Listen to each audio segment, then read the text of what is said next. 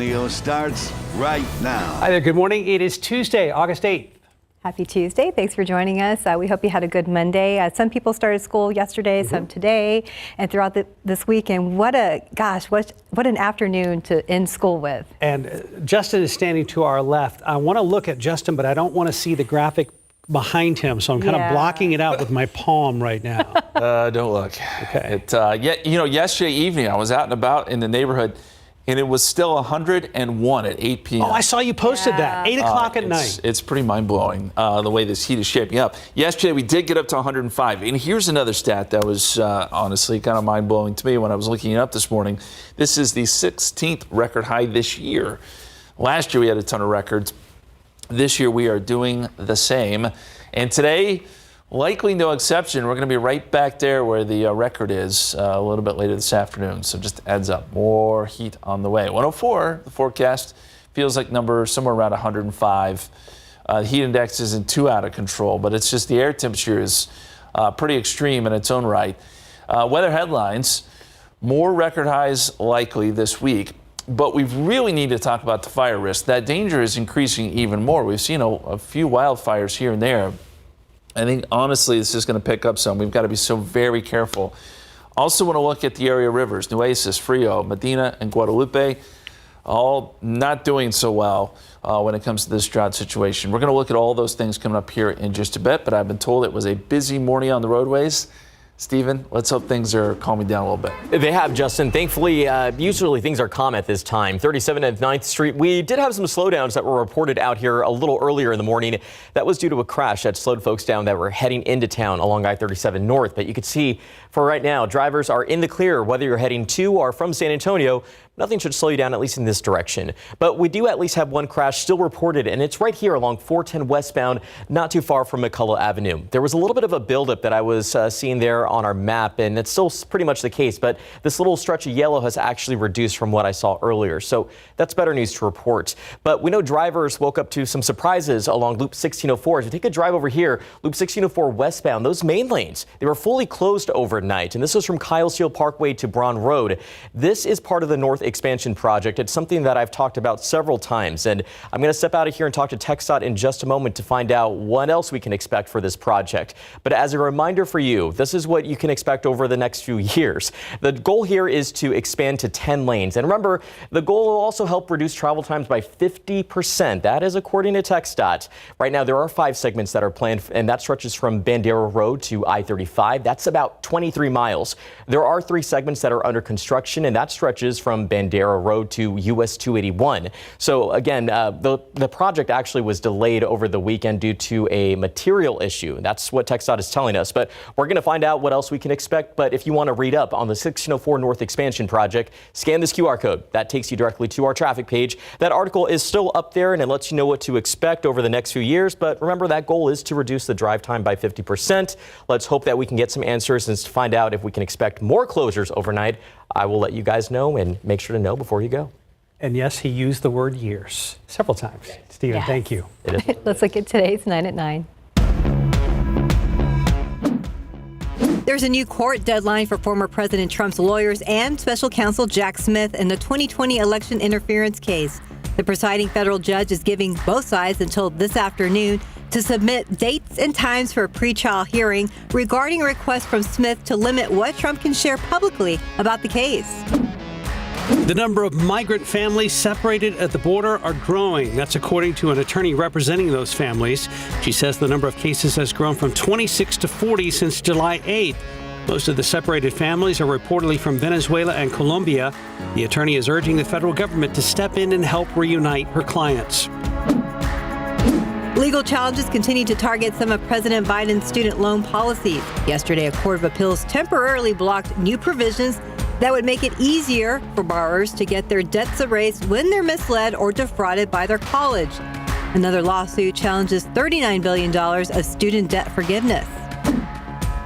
We're borrowing more, but not with our credit cards. The Federal Reserve says consumer credit rose by nearly $18 billion in June to just under $5 trillion. But that was fueled by things like student and car loans and home mortgages.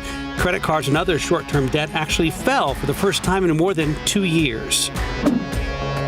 Rising oil prices are fighting the Fed's push to cut inflation.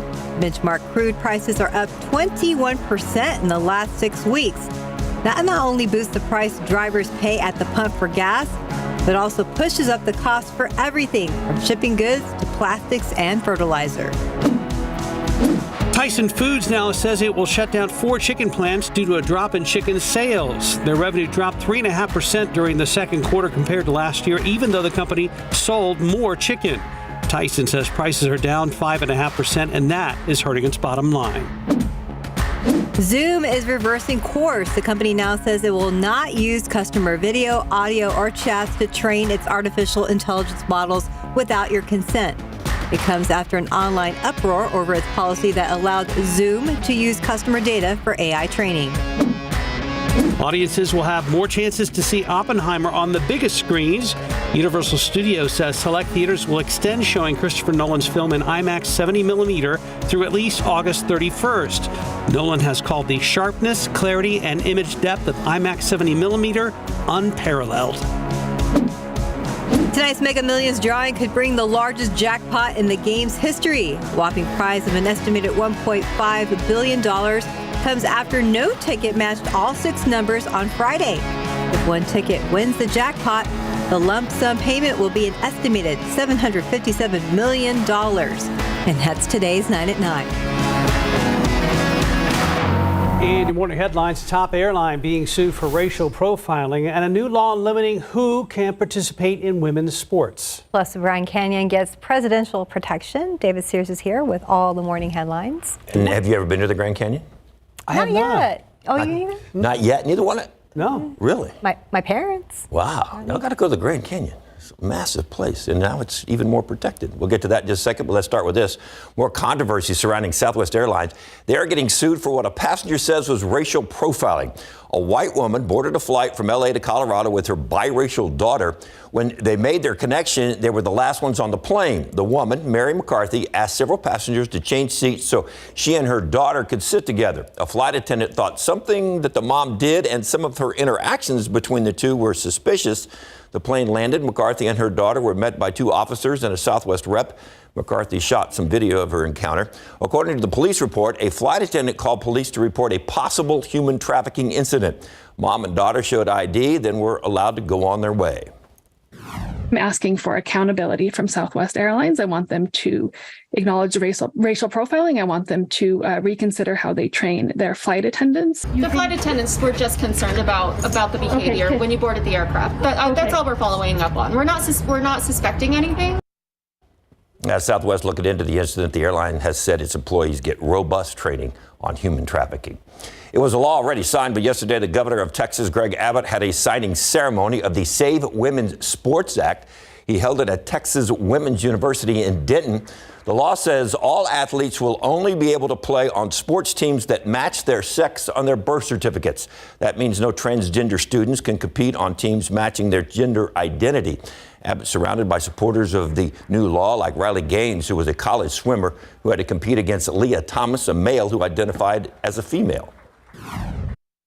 Women's sports, women's records, women's teams, women's locker rooms, all are jeopardized when biological men are allowed to compete for those titles, for those teams, for those records. And by the way, according to video and tweets on social media, several of the supporters were cursed at and spit on by protesters outside when they were leaving that ceremony. President Joe Biden headed to the Grand Canyon today. He will announce a new national monument designation to preserve land around the Grand Canyon and prevent mining. Representatives of several Indian tribes in northern Arizona have been calling for the ban on mining of uranium around the Grand Canyon. The new national monument designation means there will be about 1,500 square miles preserved. And if you have never been, you should go. It is one impressive place. It's on my list. Put it on your list. Yeah. And it's right here in America. You don't even have to travel overseas to see something. That's see? true. No See how that works? passport required. No passport required. Just go. It's impressive. It's beautiful. Love the pictures behind you. Thank you, David. All right. 9:07, 82 degrees, still ahead on GMSA at 9. Couple was just looking for something to do during retirement, and when they got so much more than they bargained for. In our next half hour, Jessie Degollado will be joining us to talk about her story on an ex-slave plantation along Cibolo Creek. But first, from community to women's rights to immigration, there's a new art exhibit showcasing stories that start in South America. A look at the powerful images next. 20 award-winning Latin American photographers are sharing their new works at an exhibit downtown, From SA to SA, from South America to San Antonio. That's right. Tiffany Huertas joins us live from Centro de Artes Gallery to tell us more about the meeting of the photographs. Good morning, Tiffany. Good morning, Stephanie and Mark. It's a powerful exhibition with incredible photographs. Just check it out. This area right here, this is the community. Here, the audience can immerse themselves in the stories, the places, and the people. We have Guillermina, the curator, to talk more about what you will find in this exhibit and a little bit about the photographs all over this exhibit. Good morning. Morning and welcome. Yes, From SA to SA is a Pan-American exhibition of documentary photography, and so audience will find photographs from all over Latin America and the U.S. The idea behind this exhibit is to compile a glimpse of photographs, sort of looking at what different issues are happening and bringing awareness. And as a curator, I decided to separate the exhibit in different themes, and so find common narratives. Like you mentioned, right here, you are in the area of comunidad, the community. On that side, you'll see the photographs from Mariana Grief from Uruguay, and this is a neighborhood in Santa Catalina, Uruguay, and you will see sort of like intimate images of, especially with a very feminine perspective. And on this side, you will find the work of Francisco Cortez, who is a photographer from San Antonio, Texas. He explored also images from the west side. This is the neighborhood of Casiano Homes, and connecting individuals and the culture, the landscape around the space. And if we walk a little bit more this way, I want to show you this map right here because it shows all the photographers, where they've taken the pictures from, where they're from. Tell me how special this is. This is very special because I really wanted to show the full spectrum of starting from South America to San Antonio and other parts of the U.S. So that's the name of the exhibit. And you will see the names of all the photographers, where they live, where they're from, and also where some of those photographs are from. So you will see really the largest spectrum of what you're going to find in this exhibit. So many incredible images. How are you feeling to finally show this? I know that it's been years in the making. Yes, I'm very excited about showing this Thursday is the opening of the exhibit, and I'm really excited for everyone to come and see it, to learn a bit more about the stories behind the images. The images are extremely powerful, but what is also incredible is to learn more about the stories, the people, the places, and kind of understand more about what's going on in other places in Latin America and how it connects us here in San Antonio. Incredible. Well, thank you for joining us this morning. And what I find so amazing is that here at Centro de Artes, it is free to come. So come on Thursday and then come the rest of the week. It's a cool place to cool down, right? We'll have more on this story coming up on the noon show. We'll send it back to you for now. Sounds good, Tiffany. Thank you. Outside with live cam, 83 degrees at San Antonio as we begin our rapid climb on the Mercury today. At least we had some clouds this morning. It maybe helps shave off a degree this afternoon, maybe, just maybe. Sure, we'll take it. We'll take anything at this point. We do need to talk about back to school. Kids are headed back. We got a picture in our KSAT Connect, and we encourage you, everyone, to send in your pictures of the kiddos. This is from left to right, Gunnar and Kane. They're going into pre-K, and then Lydia's going to kindergarten, and Derek, third grade. We wish you great first days of school, first week of school. I'm sure it's going great, and we appreciate the pictures. Again, you can send those into KSAT Connect. You can do that on the KSAT app or the KSAT weather app. There's a button there at the bottom, and it's an easy way to send it in. Now we got to switch topics here and talk about fire danger. It's increasing next couple of days. There's a couple of reasons why, but very quickly we want to talk about what you can do to avoid any fires You know most of this, but we just want to reiterate, no campfires or burn piles. You want to avoid using tools that create sparks, like welding, that kind of stuff. Dispose of cigarettes properly. Don't drag trailer chains. That's a big one. Those sparks can, as you're going down the road, go right into the median, and then the median catches fire. And you don't want to park vehicles on grass either. It's just everything is so incredibly dry. And as we look at the fire danger today, very high category for much of the hill country. This includes parts of Bexar County and pretty close to San Antonio. But these are areas that we've kind of been watching the last couple of days where fires have taken hold up in Gillespie County, even out west. Though, really, honestly, anywhere you go, the fire danger is going to be fairly elevated today. Winds are starting to pick up, so this is just one component of it. We've got winds in the 10 to 15 mile per hour range, but even in the evenings, they tend to pick up even more, and this can spread those wildfires very quickly. Not only that, it's been very dry, and I wanted to check in on the rivers. These are always a great indicator of kind of where we are in this drought, and it's just not a good situation. The Nueces, zero flow at this point. That's just south of Uvalde. You look at the Frio. There is still some flow here. It's at 4.7, but this is well below the average. We go over to the Medina, same story. Zero flow here, well below average. That's near Castroville. Up to the Guadalupe, near Spring Branch, same story. Zero flow. And then as we get to the Comal, we know that that often has flow no matter what. It's at 71, but this is well below the average. So all of this to say, things are just extremely dry out there. Right now, we've got 83 at the airport. We do have some clouds. Dew point is at 73, and this number is important too. The quicker that number falls, typically the warmer the air temperature goes. So we'll see how quickly the humidity in the atmosphere mixes out. But right now, the heat index is at 89. And yes, we did get some morning clouds. You can see some of those there west of San Antonio. And then a few high clouds trying to drift in from the north. Any sort of cloud cover that we can get will help with temperatures, even if it's just a degree or two at this point. It makes a difference. 84 in New Braunfels, 82 Gonzales, 85 right now in Kennedy. Underneath those clouds, 80 in Hondo, 78 right now in Uvalde. And look around Bexar County, generally low to mid 80s.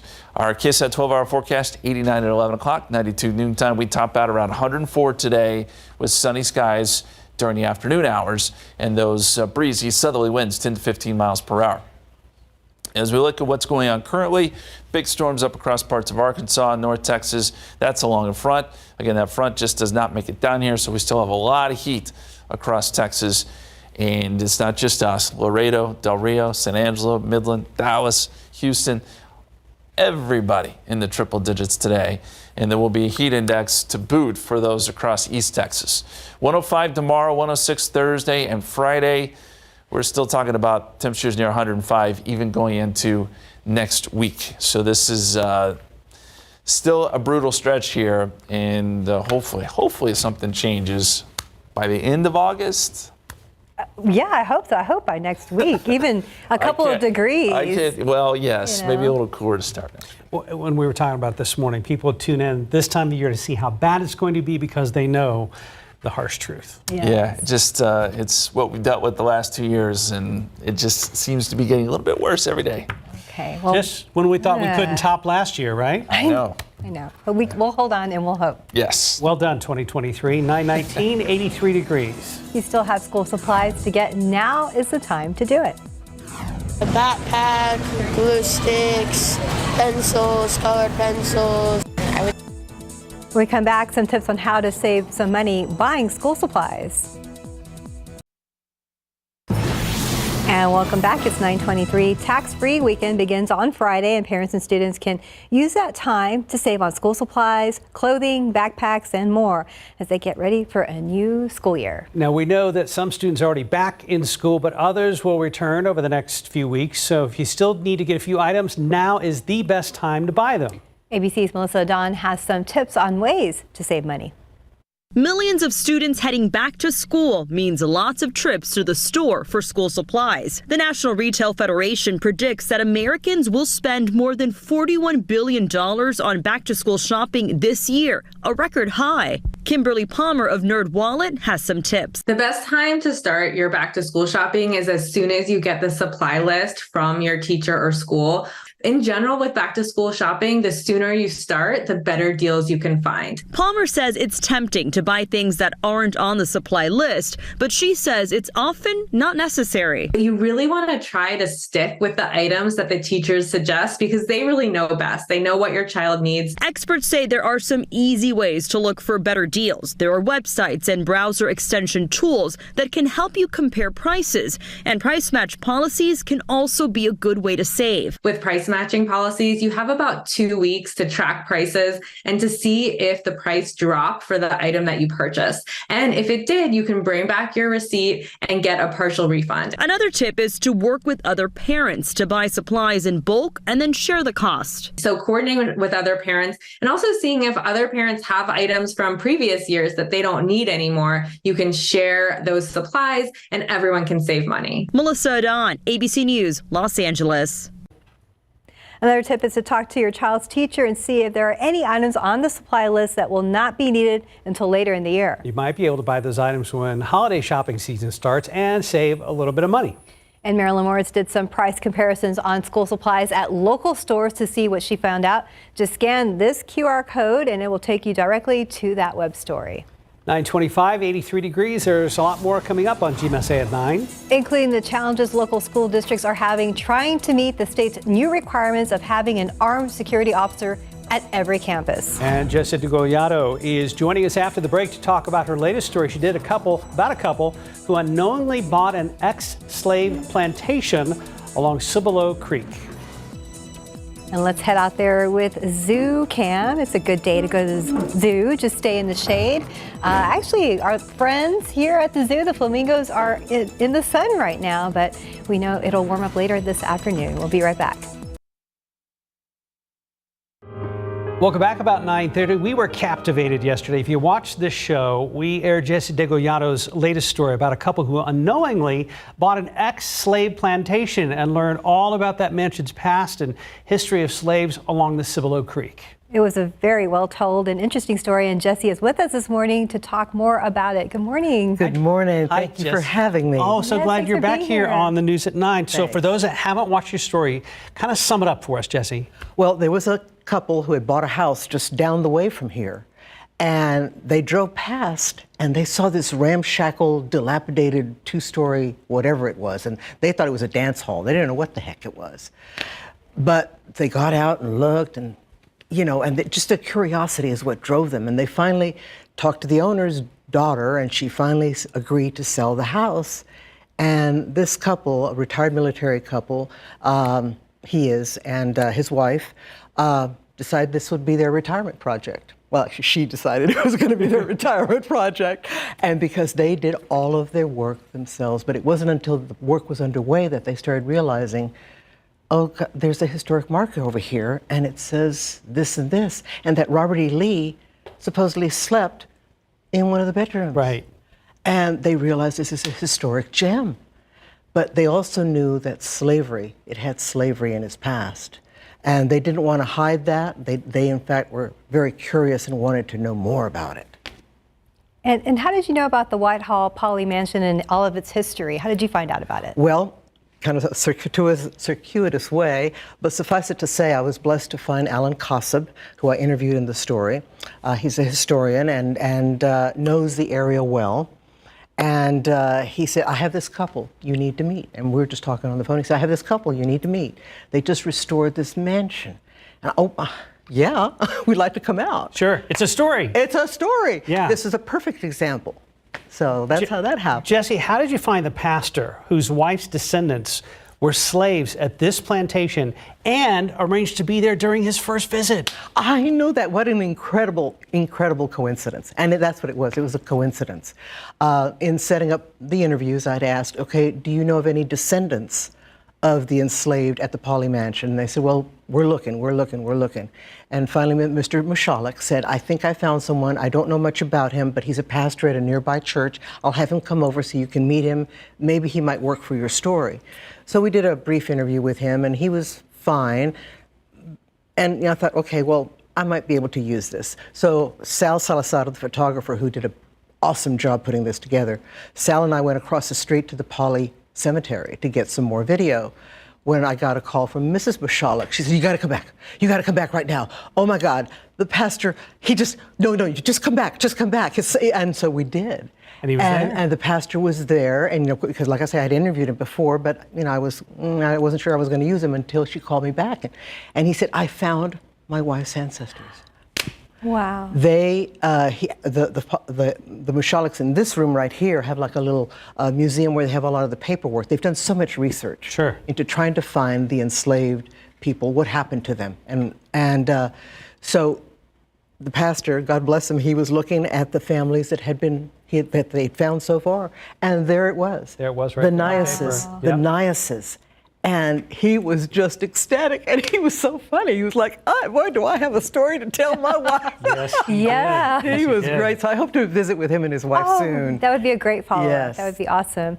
Well, speaking of that, maybe this will be one of the things. Was there anything that you couldn't fit in your story that you'd like to share now? Well, goodness gracious, there was just so much in the sense that, again, all the work that they put into it, I just barely glanced that.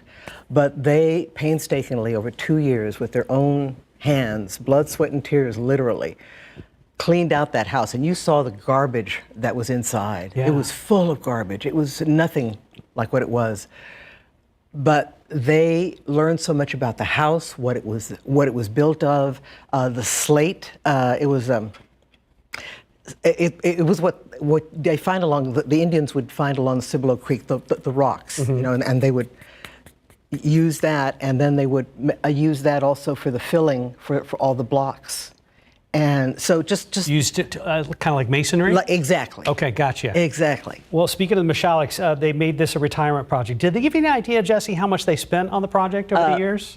They haven't said. Okay. But you can just imagine. It's a big number. You can just imagine. Now, they don't live there, right. So there's no plumbing per se. Okay. But just look at everything, not only in terms of the restoration, the new roof, I mean, everything basically rebuilt and put back together again. It's beautiful property. And then they, of course, bought some antiques, and people were giving them antiques to fill the house. So, but again, they were so determined to try to find out as much as they could about not just the Polleys, but the people who work for the Polleys. That's their goal now, is to find out what happened to them. And that's another work. As they say, a whole other story. Yes, definitely. But they're very determined, and thankfully the pastor is a great start. That's a very interesting story. For people who haven't seen the complete story or are curious about it, how can they learn about it, and how can they visit the mansion? Well, certainly it's on our YouTube channel, and of course it lives on our website as well. But the Michaleks have said that they are very eager and would welcome people to come visit, but they ask that if you would, by appointment only, preferably after the Labor Day weekend, and also preferably in the mornings when it's not quite as hot. Sure. Sure. So don't just show up. Don't just show up, because they need by appointment only. Okay. And all the information is on their Facebook page. Okay. Where there's a phone number you can call, as well as where you can leave a message. Roughly how far away is this from us here in downtown? Well, it's in Lavernia, so it's about far. About 45, under an hour, I would think. Oh, wow. Yeah, and it's really very close. Scenic. It's beautiful. Yeah. But to think of all the other plantations that were in that plantations that were there. And I think people would be surprised to know some of that. Well, for more information about that, they need to go to Alan Kossub's, the historian's website, Lost Texas Roads, losttexasroads.com. So much information. And he has the maps, and you saw in my story where he has all the pin pricks, where he has pinned literally where they all are. And you click on that, and out comes the name of the plantation owner, how many were enslaved, and how much it was worth at the time. It's an amazing story, Jesse. I mean, we were all kind of just in awe yesterday watching here in the studio. Yes. Well, that's the wonderful thing about history, is that it's a gift that keeps on giving. Agreed. And they found that out. Yes, they did. In a big way. Yeah. So it's quite a story, and it's something that we should learn from. And so they're very proud of what they've done. And he said, this is my gift to the great state of Texas. Wow. And we appreciate the gift. Yes, If you haven't what seen a the story find. yet, you can visit right now, KSAT.com. Also check it out, as Jesse said, on her the YouTube channel. Not your YouTube channel. No. KSAT's YouTube channel. Thank you. But yes, awesome job, Jesse, to you and to photographer Sal. Yes. Sal Salazar, like I say, I wrote the little black the basic black dress, and he Yes. put all the baubles and diamonds on it. And he put it all together. That's what he does. Yes. Jesse, thank you. Thank you. Good to Thank see you you very much. All right, let's go outside with live cam on your Tuesday afternoon. We've already jumped a degree, and Justin's here. Yep, and we're going to jump a lot more degrees here. Probably over the next hour or two, you're going to see this number jump up very quickly. And by noontime, we're probably getting close to 93, 94, 95. I want to show you some stats. We've been showing you these. We showed these yesterday, actually. But we've had 9 days so far where we've been 105 or above. This is record territory for sure. The next closest year would be 2022 last year, where we only saw 4 days at 105 or above. We could see several more this week. Not such a great stat, but I did want to pass that along. You look across the country, and there is cooler weather to be had. You go up to the Intermountain West, it's in the 50s right now. 61 in Seattle, 74 in Chicago. So it is cooler to our north. We are not feeling any of that cooler air. You see where the heat resides, Texas down to Florida, and that's where temperatures are in the 80s and 90s. 85 right now in Waco. Our forecast today, 92 noontime, 97 at 1 o'clock. We'll be up around 104 for a high today, sunny skies, and 102 at 7 o'clock, 100 at 8 p.m. So it takes a good while to cool down. Coming up, we're going to take a look at some of the weather reports from yesterday. There was a lot of severe weather across the East Coast, still causing some travel delays. In fact, we'll check in on that here in just a couple minutes. Guys.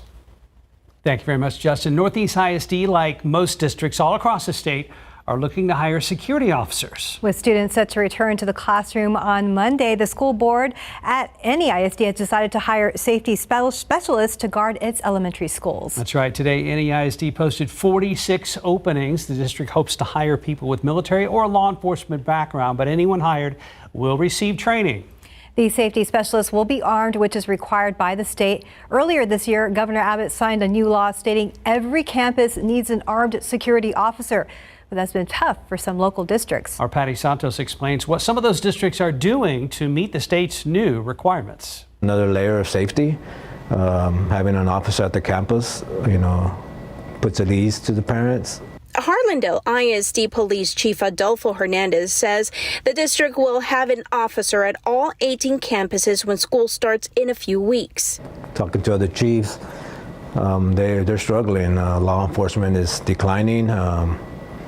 Trying to hire people has been a challenge. At last check, we were down about 4. Southwest ISD says its partnership with San Antonio Police and the Bexar County Sheriff's Office gives them some ease in waiting to hire the right officer for the job.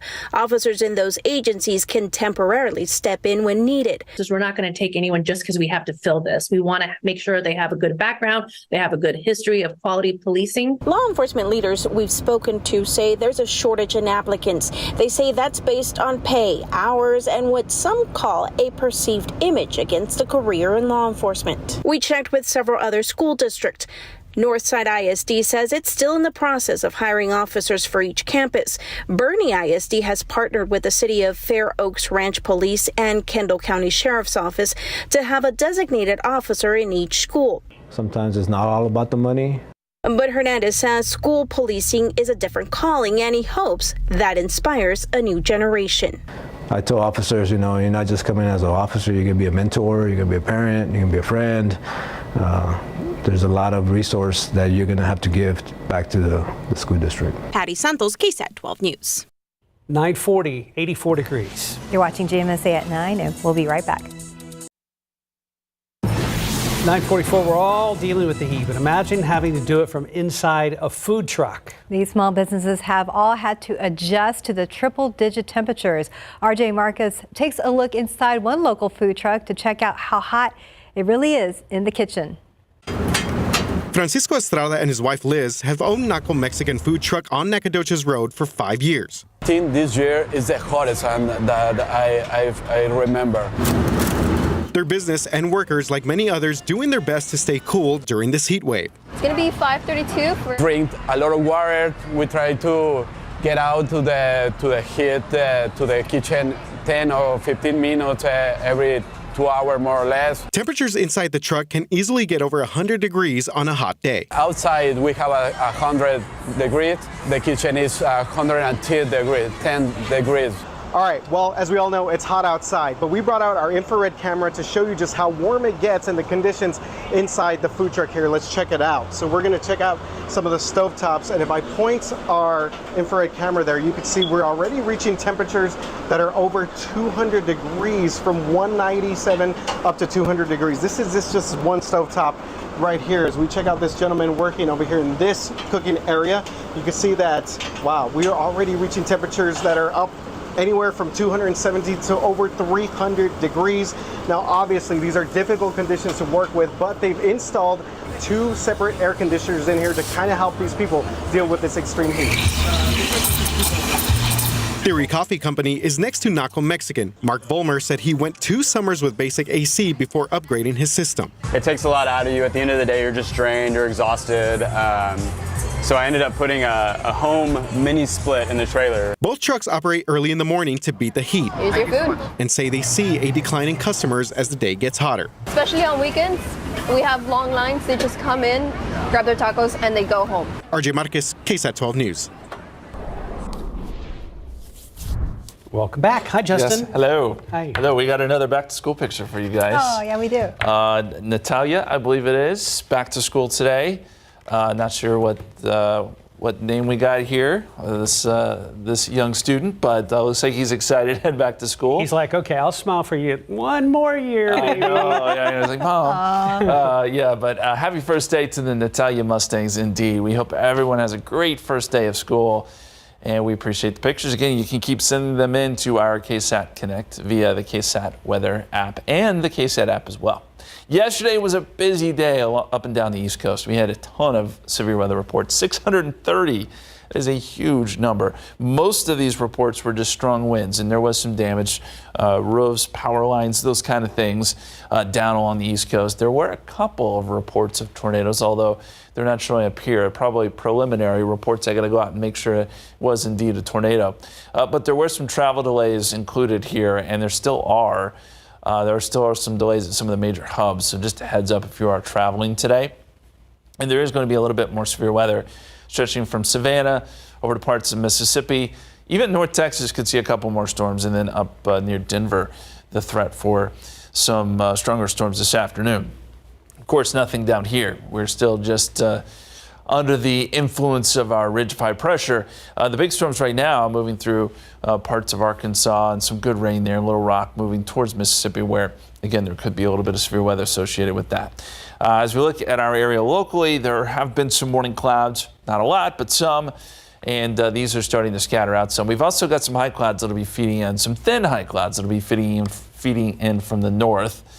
So every little bit of cloud cover we can get, we'll take it, because it can help with temperatures just a little bit. 85 at Stinson, 84 Kelly, 82 right now at Randolph. We've got a southerly wind between 5 and 10 miles per hour. Dew points are still pretty high here. 77 at Randolph, 74 at Helotes. That air is very, very thick. But we do think that dew points will come down today, as they have last several days. And by the afternoon, we're probably getting dew points in the low 60s. Yesterday, the dew points came all the way down to the upper 50s. And as a result, the temperature really spiked during the afternoon. We may be a degree or two cooler this afternoon, just because, again, maybe a few clouds, maybe just a little bit more humidity. We'll see. 104 New Braunfels, 104 Seguin, 104 Floresville, 103 in Uvalde. Carrizo Springs will be another hot spot again today. 108 forecast there. It is a CPS Energy yellow day. Peak demand between 3 and 8 p.m. If we can all do our part to conserve a little bit of electricity and energy, that would be a good thing. For more information, you can scan that QR code there. And I know ERCOT has issued another weather watch for basically the rest of the week, because of the way temperatures are forecast to really increase and stay hot all the way through the weekend. High pressure still over top of us as we get into tomorrow. Same story over the weekend. This thing just does not want to move out of the way. It does move maybe a little further north by Sunday into Monday. We'll see what that does for our forecast, but right now we're still calling for triple digits. And what a stretch it has been. An incredible stretch. 105 Wednesday, 106 Thursday, 106 Friday, and 105 Saturday. Maybe a little cooler by Sunday and Monday. And I want to circle back, if I could, real quick about El Nino. We talked about this, I think, last month, but I've still got a lot of people asking, where is El Nino? You said it's going to bring us cooler weather and rain. Where is it? typically does not show itself until fall and winter. That's when you see the effects from El Nino. So during the summer, it has minimal effects, as we see. And we're just starting to transition into El Nino. So there is hope there for the end of the year. And real quick, remind us what that would do theoretically to our fall and our spring. It would be a wetter fall and spring, so we get more showers and storms in theory. The jet stream comes a little bit further south, and it's just more of an active pattern. So hopefully that's the way it plays out. Yeah, that would be awesome. Yeah. Especially right now. Yeah, it would be. Thank you, Justin. Yep. Don't forget to get your tickets for the KSAT Safe Skiing Classic. This time to buy is right now. General admission tickets are $7 for students and $15 for adults. Or if you want the best seat in the house, you can get a ticket for the KSAT Insider VIP experience for $45. Those tickets include VIP seating, food, and drink. They are game specific, so you can see the schedule of the games right there on your screen. That's right. It's a lot of fun. We have all this information and a link to buy the tickets on our website at KSAT.com. Just head to the sports section. 9:51, 84 degrees. We'll be right back. Manziel Madness has spawned the nickname Johnny Football. Johnny Football. Johnny Football. Johnny Football. When I got everything that I wanted, I think I was the most empty that I've ever felt inside. Johnny Manziel went from Heisman Trophy winning quarterback and national sensation to a pro football flameout plagued by scandals. A decade later, Manziel says he didn't shrink from confronting his controversial past for the documentary Untold, Johnny Football. I had no reservations in coming down and doing this. I think maybe for me coming to my family and being like, hey, let's tell this story. Let's put a bow on this and kind of let the Johnny Football thing be told and done. You have to look back and think, were you ever going to be satisfied? Was enough ever enough? All right, Untold, Johnny Football premieres today over on Netflix. All right, temperatures are making their way up through the mid-80s. We'll be up around 104 today, and then 105 tomorrow, potentially 106 Thursday and Friday. I think our biggest concern, though, at the moment, because we know it's hot, we got to be careful in that regard, but the biggest concern is going to be the fire danger actually increases over the next couple days. I know, we'll watch out for that. But in the meantime, Monday looks good with 103. That's a couple of degrees down, right? Small victories. That's true. Small improvements. All right. Yeah. Well, if you're trying to distract yourself from this heat by thinking fall thoughts, 7-Eleven can help. 7-Eleven. They are offering a treat traditionally saved for fall. The company announced last week it was releasing its full line of pumpkin spice beverages more than a month and a half before the official start of fall. That's even earlier than last year's Starbucks pumpkin spice latte release, which came 30 days before the first day of fall. The pumpkin spice latte, pumpkin coffee, and pumpkin syrup will be available at 7-Eleven through October 31st. That is way too early. Things start earlier every year, and now they've just added more fuel to the fire, haven't they? I know. Pretty much. Before you know it, they're going to be putting it out in the early spring summer or something. Just drink it inside. It's too hot outside. Have a good day.